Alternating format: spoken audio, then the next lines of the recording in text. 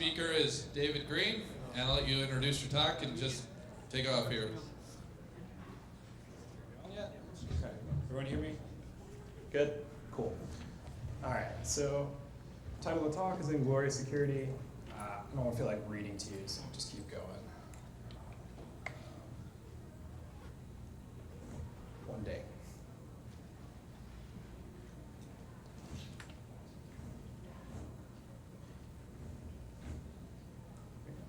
Okay, so who am I?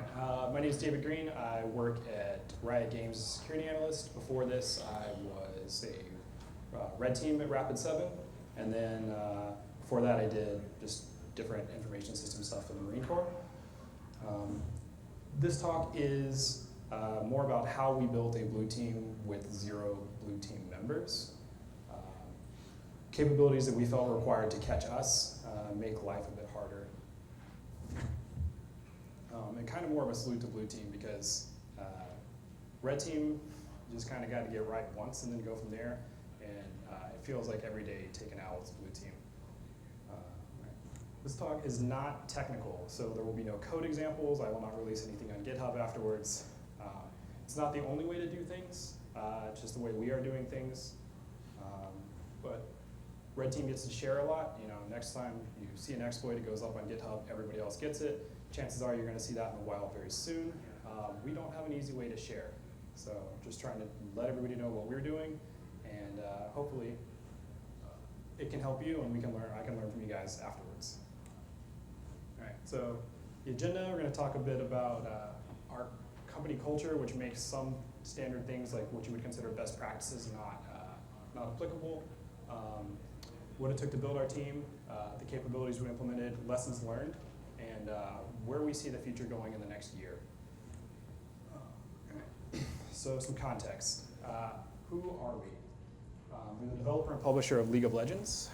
So we're very focused on our customer, which in this case is our player. We want to hyper-serve them. We want to make sure that every little complaint they have, we hear. We may not agree with your complaints, but we want you to feel heard, and we want to make sure that we are catering to you. And we are, first and foremost, everybody is a gamer in some way, shape, or form. Maybe not be video games, but like there's a person on our team who just plays poker all the time on the weekend. Count it. All right. So our mission is we aspire to be the most player-focused game company in the world, which can come with a bunch of challenges because developers, you know, when we sit you down and go through our NDOC class, it's like a week long, you come out of that and you're like, all right, I'm going to give players everything they want. I'm going to ship this. The code's going to be awesome, at least in my opinion, because every code I write is it's amazing, and everybody else's code is terrible. So they ship a lot of things, right? So as of 4 years ago, and it's only grown, we have more than 100 million active players in the game, 27 million daily, and 7.5 million concurrently. So why would you attack us? Well, just like any other major tech company out there, we want to ship fast. Everyone wants to be agile, and when you're doing that, a lot of times security just comes at the cost of speed. You need to ship your core game thesis before anyone else does. Game development takes years. 7 years, 8 years is not abnormal to take a game from nothing and ship it. So, and if you're shipping a shooter, or you're shipping pretty much anything unless you're inventing a whole new genre, it's a very, very red ocean out there. And gamers are very opinionated and fickle. Like they have only so much free time to play, and if Call of Duty isn't working for you, then you go play Battlefield, you go play Overwatch. So we have to be very sensitive to that. Large attack surface, right? Especially if you're a PC game maker, like we need to support back. Well, we no longer do, but for a long time we need to support back to Windows XP. So we have to have all these different test environments around. We've got to lock those down to make sure. If you're able to pop us, you can basically test. We're your perfect test bed for exploits. And not only that, we're going to be working in basically every major web technology, and you'll see anything from massive ephemeral container environments all the way down to the oldest operating systems unpatched out there. So if you're a non-US government entity and you want a place to play, it's a good place. All right. And then large scale, like for any game company, if you're Blizzard, if you're us, you're Valve, If you get your source code popped in your distribution client, in this case, like for example, Steam, not saying this happened, but if you're Steam and you get popped and all of a sudden you just put a listener in to 100+ million machines across the world, if you are not a nation state government, I can think of several that would pay a lot of money for that right off the bat. So while we do work in games and it is playing, like the gravity of if we fail horribly is, it's really, really bad. And it would kill any company. So InfoSec team breakdown, this is generally the areas we work in. We float pretty heavily. The red one, security operations, is what this talks about. There are other talks about other riders out there, specifically around platform security, but that if you're interested, they're on the web. All right, so building SecOps. So the way it used to be was what I call 10th Amendment security. If this wasn't guaranteed to be platform sec. It wasn't something that was written out, like you get this for sure, it fell under us, right? And so because of that, we got overloaded, and then 2013 and 2015, we had a couple fairly bad breaches. 2013 is well known, at least within games, because we had our foreign password database extracted out, and there was a lot of credits lost through that. 2015, that one was pretty rough, and we were basically like, all right, we've got to change. So after 2015, the only thing we really learned was that we were bad. Like, we didn't find out about it. Someone else came to us, like Manny, was like, hey, we're investigating something else. You guys might want to look here, and maybe here, and also over here. Great. So we wanted to change that, and the only thing that we had essentially was a really strong, robust logging pipeline. And that ends up becoming the catalyst for everything that we do now. So we did self-assessment, like what should we be doing? Are we currently delivering any value? How do we get there? And can we show the business value? Like Tracy spoke earlier, but we have to make sure that everybody knows what we're doing, because we don't want to be that security team where everyone's like, it's a lot easier, or more like, the quickest way to make sure a feature doesn't ship is to invite security.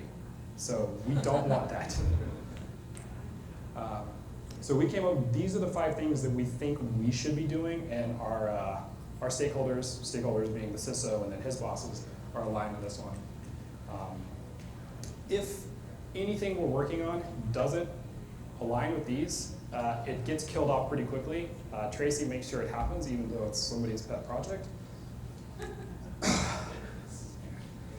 Never happened.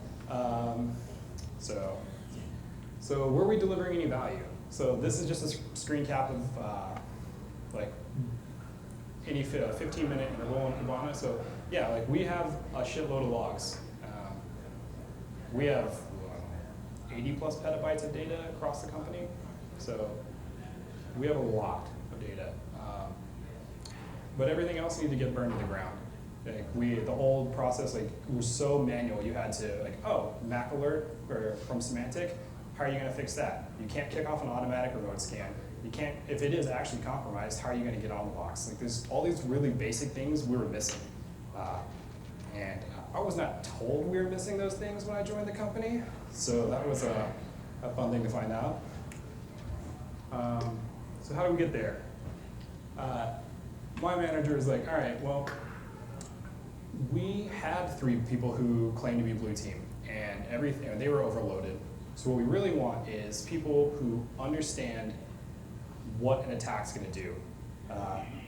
And so the only real way to get that, there are some people, blue team, who gets it, but it's really easy to just go out and find security consultants, offensive guys, people, especially now with the rise of, there's a lot of people who leave government, various branches, and know what they're doing, and not just American government. So we want to leverage their mindset, right? That's actually how they got me, number A, and I'm not bitter at all.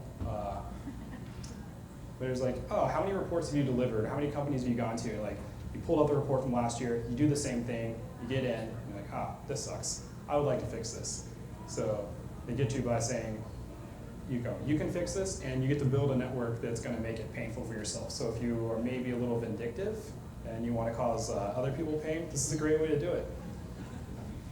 And then 3 was don't hire jerks. In our community, this is a problem. Like, there are people who, we want, for whatever reason, we reward rockstar status, and people can be really, really difficult to work with. But at our company, like, you don't get anything done without building relationships. It's all about who's going to help you, because I need something done, somebody else's work has to be deprioritized. And why is my time or what I need more valuable than shipping for a player? So if you have somebody who causes a lot of friction, even though they might be the best person in the world at code, we're never going to be able to work with them because we can't just sit you in a silo by yourself every day. All right, so we're actually very fortunate. On our engineering blog, we have more in-depth information like this posted, but for developers, and security falls under our engineering department, we have a very defined set of what we call masteries, and we give you belts because we're nerds. You could go obviously from white to black, and this is just 4 of the 6 major things, but it gives us a great framework to say, like, all right, I would like to have a mid-level security person, and this is where they would hit. Like, they would need to be an orange or a red in a couple of these things, like 2 tops.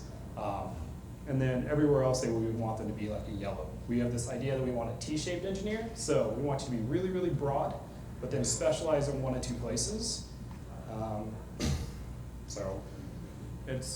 We do this every year. We look at them, you self-assess, and then your manager self-assesses, and if you're me, he's like, come on, white belts across the board. All right, so, and this is a bit harder to see, but I will release this presentation out afterwards to look in case anybody's interested. But in addition to that, we say these are the skills that we want all of our security analysts to have. We want you to have a very base skill in all these, and then of course anywhere else we want you to maybe highly index in a couple. Things that tend to be unique towards ours, and I just really enjoyed the last talk, was that we have a lot threat investigation using Humint, because surprise, surprise, you have 7 million concurrent players. They have a bad game, they've had a bad day. Chances are player support's going to get death threats. I'm going to come to LAX and shoot you up. We are going to blow up Madison Square Garden while you're there. And the list goes on. Like, people get very, very upset about our games. I'm one of them. I just don't type it. It's not hard. Just don't type it. That's how you don't get banned. All right. So the other thing that we're very picky about is we have very short job descriptions. So when we're hiring, like, this is for a platform security engineer.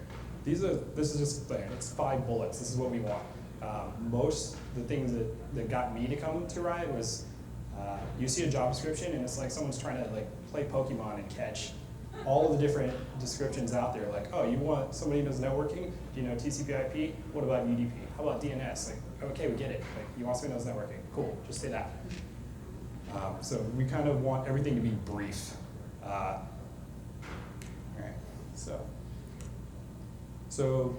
eventually we said we want to break into 3 teams because we feel like security operations covers red, blue, and everything that supports it. So we have threat and attack, detection and response, and the tooling. So threat and attack are the people that, when everyone says, do you have a red team at Riot? The answer is yes. They work inside threat and attack. But people can float. Everybody on our team should be able to float across these. They have their own leads, but you might do 6 months in detection and response, and then you may not like it, or you get burnt out, so we send you over to do tooling, or we send you over to do threat and attack, so everybody stays fairly well-rounded. But threat and attack will do threat intelligence. A lot of ours is custom sourced. We'll talk about that a bit later. We do red team as a service, so there are some products that we use where we have a product catalog, and it's like, all right, these exploits we know work, it leaves these forensic artifacts, and we have this scenario, so we can go to any environment and get stakeholder buy-in. Like, for example, I go to a build environment. There's a lot of different build environments for the different types of software we ship, and it's like, all right, well, what's the risk over here? Run the scenario and say, all right, see, actually we do have all of your credentials right here, and this would in turn get us into GitHub, so you couldn't, and you didn't configure everything right here, so yeah, maybe you could just code inject fairly quickly here if you were to get popped. And these are also people that handle player threats, so whenever there's a gun threat or a school shooting or anything else, we handle those. And it's also a part of the team that does malware analysis and research.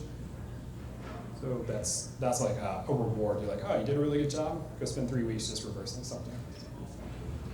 Detection response is kind of what you would expect it is. It's forensic to scale, but globally. We're in I just want to say at least 16 countries with 20 plus offices. So we would like to be able to do over the wire forensics as much as possible, because nobody's going to be getting a terabyte of full disk capture anymore, especially and then shipping it across. Getting it out of Turkey, getting it out of China through the Great Firewall, not easy. And the tooling side, like mostly they help us build tools to make our life better, or we hand off tools to them like, oh, I made a super cool script, and then they come back and tell you like, not so fast.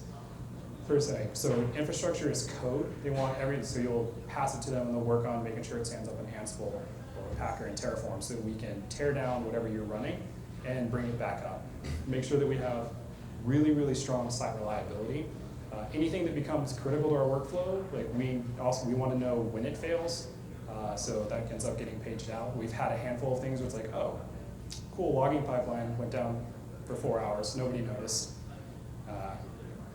Not the most fun time to explain that to engineering. Like, why didn't it work? So how did we get there, or how do we get there? Security operations is essentially, we're the customer of two things, corporate security and platform security. Platform security being people who are primarily interested in their games and their cloud footprint, and corporate security is everything else. So, and then our customers are anybody who has been like, all right, we want to have forensics at scale, we want to have we think whatever we have needs to be protected more than just what's coming from corporate security, so please help us. It's important to establish this because you will, you can get overloaded because most people will think, all right, my job is forensics, or my job is incident response, and I'm responsible for the whole company. But if your tooling suite and everything else isn't there, yeah, you might technically be, but as long as everybody else can acknowledge it's going to be in a degraded state, you will hopefully come out better, because otherwise you're just going to have many, many sleepless nights worried about things that are way beyond your control. So controlling your scope that way is, it's a lifesaver, honestly. And it allows you to have nice metrics checking the box for management, like, hey, we onboarded this many new environments today, we're doing something.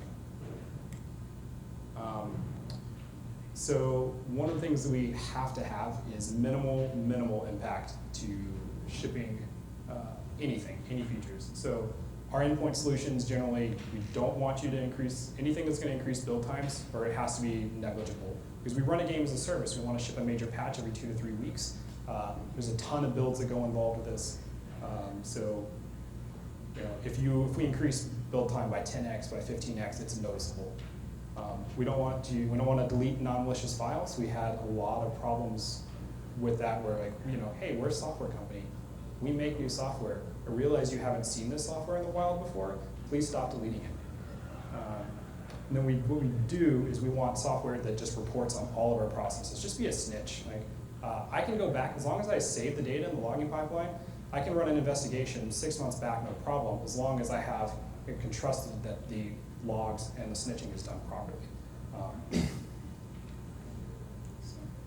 So what are good metrics for us?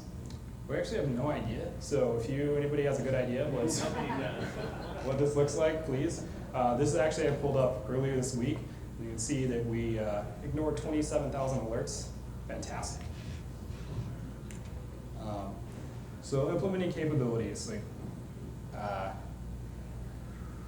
how we did it was everyone gets upset when security is like, all right, we want to protect for this audit finding, or we think this is the best way to do it, and this is risky, because everybody's going to push back. We happen to be at a company where most people are real subject matter experts in the field, and if you come to them with some like, well, this is the risk, and they know it better than you, you've just lost all of your credibility with them.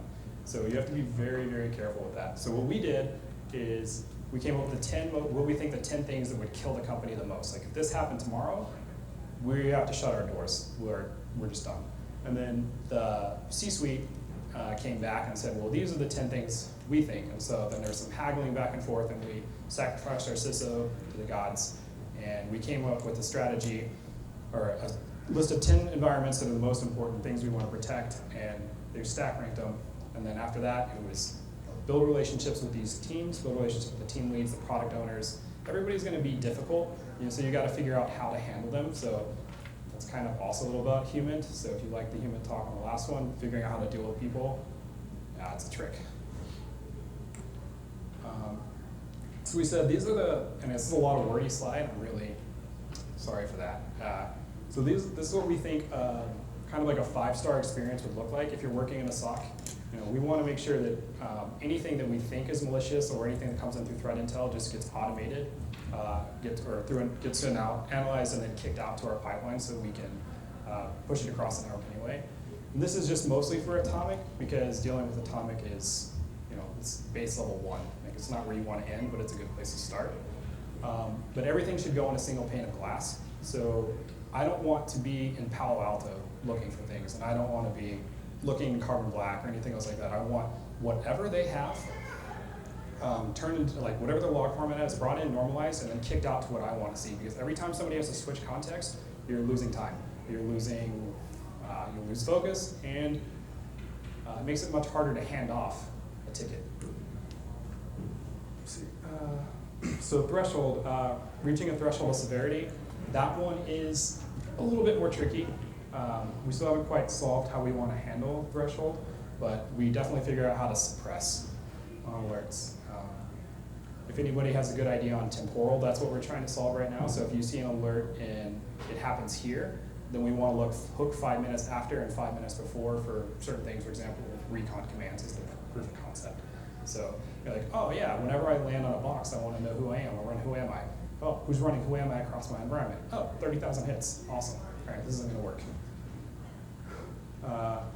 Remediation work needs to be automated. This sucks because people are going to download pubs and PUAs, and somebody's got to clean them up. So if you can do it in an automated way, you're going to reduce your noise. Otherwise, it's going to sit there and trigger over and over again, add to your 27,000 alerts that you've ignored for the previous week. And then everything should be exposed via API. We are big on building custom. We're not very good at integrating vendor products the way they think we should. So expose everything via API, and then so we can chain our own tooling together. So how we work, these are the main 3 tenets. Like, we deal with alerts a lot. Everybody's gonna deal with alerts a lot, but alert is unplanned work. You're doing unplanned work, you're just gonna crush everything else going on. So we do like a lot of other places, we run, call it spotter sniper or primary, secondary, but we wanna make sure that there's one person who's primarily fielding all the things that suck, and in turn, they can help automate it away the next week. Project work, if you're not on primary, then you're gonna be available for project, you're gonna be attached to something. There's not gonna be a lot of downtime. But then flexibility, like you might have every Friday, somebody come home and say, oh, I did this thing. Oh, I posted this to GitHub, this AWS key or something else, and then you've got to go do remediations. Everybody's got to be flexible. You need to be at least as flexible as your company's deployment cycle is. So where we play, we improve capabilities. We reduce log burden. Like if you're logging every packet that comes through like we're doing, you can get a multi-million-dollar AWS bill too. It's fantastic. We tie capabilities together mostly via API chaining, and then we advise. People say like, we want to do this. How can they're going to come to you. Well, the dream is for them to come to you and say, we want to do this. How do we do this securely first? We may not know how you do it securely right off the bat, but somebody will. But we will know what we need to respond in that environment. So for us, we always like to be looped in early and give advice on how we can make life easier and better for them. What we don't do is we don't implement brand new capabilities. So while we do have full packet capture, and we requested it for a long time, like we're at the mercy of somebody else to deliver it. And usually corporate security, and they did a fantastic job. I mean, when you're living in alerts, every day is painful, especially if you come from the red team, right? You get in quickly, you can pivot quickly, you just, the speed that you can move when you're on offense as compared to defense is so much higher. And so you feel a lot of pain there, but you have to be very careful. You need to have other teams' ownership, other teams' buy-in to be successful. We don't do the actual maintenance of logging pipeline. We just try and make it better.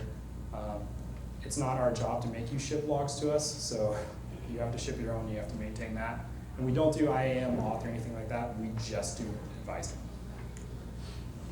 So vendor commandments, these are the 3 things, you have to meet all these or we won't bring your product in. Ship logs in a standard format because they spend a lot of time, like I worked at Rapid7, but if you watch, they do this thing where they want everybody's logs to go into, or all of their things is a unified UI. And that's fantastic, but we don't want to live in it. So ship us your logs in a standard format. We need to work with them. Give us a quick and clean backout. I don't know if anybody else here has had this problem, but I can think of 2 security products where 6 months down the road, I'm still trying to kill this out of my environment and don't know how it got back in the first place. And then expose an API to access your features, please. Like, you spend all this time making awesome things, let us pull down the information that we need. All right. So over the past 18 months, we have spent a substantial amount of time improving logging pipeline. Doing NetFlow summarization has been one of the biggest wins that we've seen, dramatically reducing our AWS costs. And we still get a full, at least for TCP, we get a full summary of what the connect event looks like. You can't as easily do it with UDP, and we're trying to solve it, but at least we're not seeing a log event generated multiple times, both in the IDS and from the NetFlow themselves for each individual packet. Improving endpoint visibility. This one is considered a win because we had basically nothing in a ton of environments, and when we kicked our lightweight stack out to just endpoints and developers didn't have a problem building code, they wanted us to start moving it into their server environment where it can. So we went from some visibility into corporate and almost nothing into production to, I would say probably like 80 to 90% visibility where we wanted it. So over 18 months, that's really huge. Especially in developer trust, which is a currency that is hard to come by. Standardized host-based detection strategy. Spoiler alert, it's attack matrix. Attack. Everyone else using it, still hot right now. It's fantastic. Don't get too lost in the metrics based on it. Implement an indicator database, so we use MISP. But if you are doing anything with threat intel, and if you start taking in multiple threat intel feeds, you're going to want an indicator database because you need to be able to code around it. Single pane of glass for analysts, we finally got this.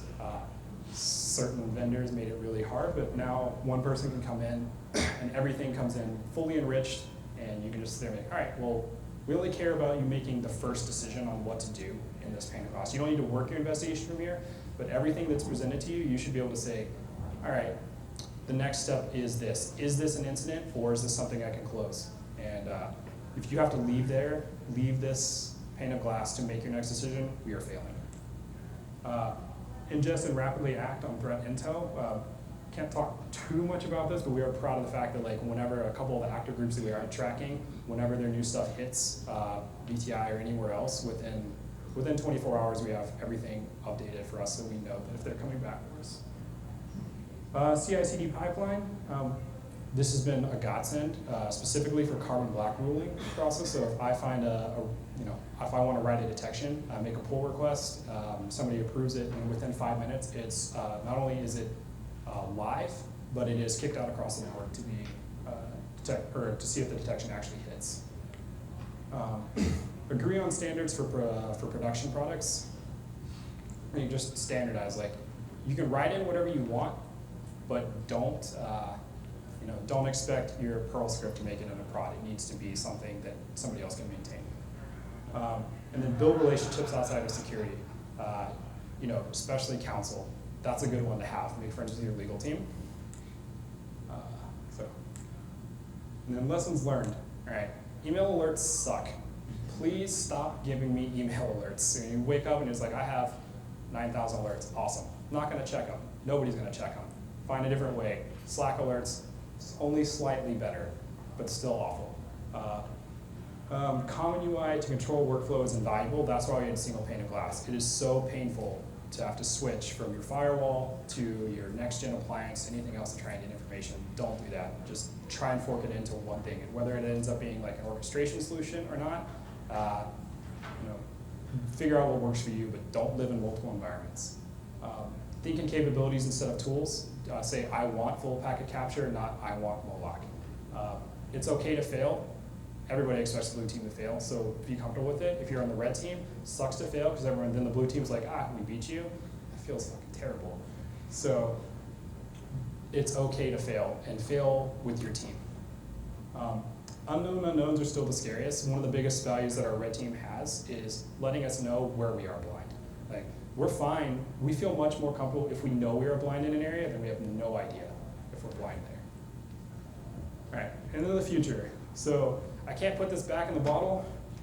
AWS, GCP, Azure, they're already here. They're coming even more. And so know how to work in these environments. And you can't, if developers say we love it, you're getting it. And then finally, China. Yeah, bigger presence in China for us specifically, and getting forensic data across, because every country has very weird security norms. Like Brazil and Korea, so if you want to access web banking, cool, you basically got to download a Trojan that guarantees that only the browser is running, only browser process has access to anything at this point in time. And if you have custom detections based off of what malware does, congratulations, you've just flagged all of Korea and Brazil as malware. That sucks. So I've hit time, and that's actually the end of my presentation. So if we don't have time for questions, cool. If not, find me out. If you have a question or two, we have a couple minutes. If not, cool, I can get off the stage. All right, thank you, David.